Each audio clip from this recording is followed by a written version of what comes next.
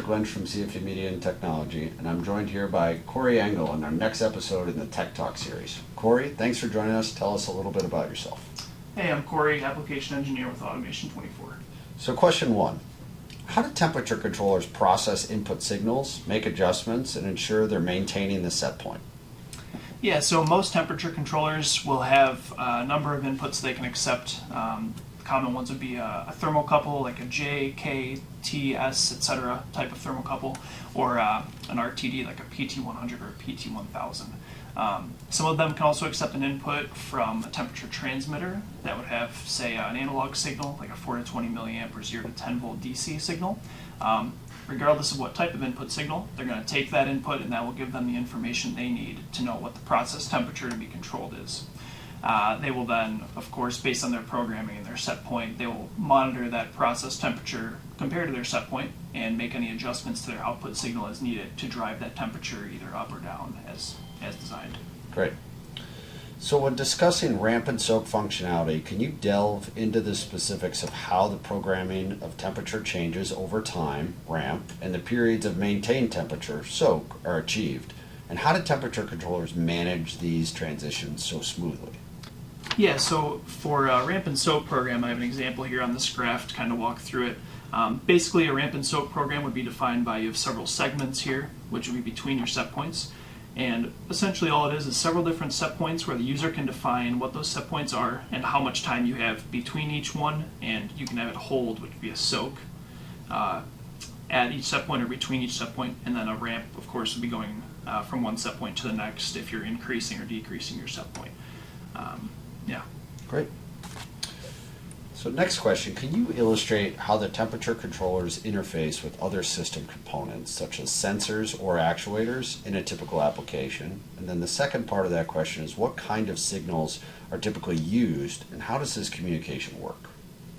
Yeah, so typically, kind of like I mentioned, most of them will have several different input types, whether it's PT100, RTD, or a thermocouple, or an analog input.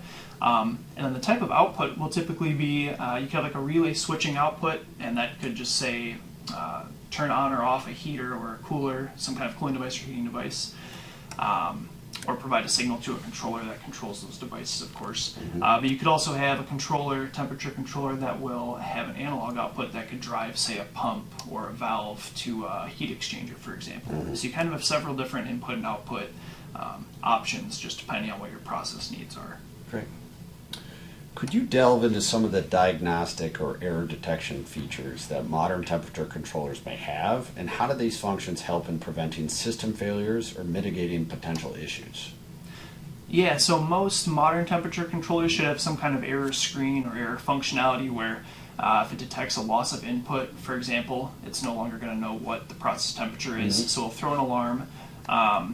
And you can have it even, of course, you can get a diagnostic on the screen, and you can also have it have some kind of output trigger, like an alarm, so that an operator could maybe have a buzzer go off, or a relay turns a light bulb on, or some kind of indication that there's been an issue.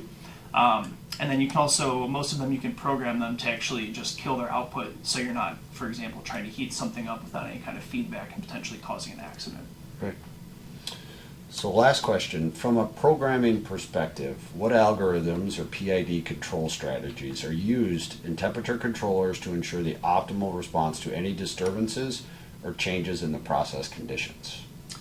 Yeah, so of course you could have an operator or technician, engineer, whoever could manually program PID parameters, your values within the controller. But many controllers nowadays also have a very helpful auto-tune function where you can kind of set your base values and it can monitor the error value between your actual temperature and your set point. And if it's deviating a certain amount above a certain threshold, it can go ahead and it'll modify those values to try and basically fine-tune your PID loop to have even tighter control of your process. That's great. Thanks, Cory. Yeah, absolutely.